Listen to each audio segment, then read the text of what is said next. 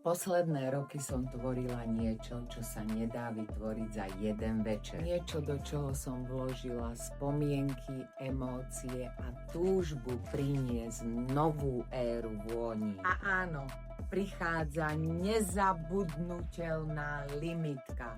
Nie je to len parfum, je to atmosféra. Je to pocit, je to podpis ženy, na ktorú sa nezabúda. 1.6. o 18.00 na deň deťáčikov príde kompletné odhalenie.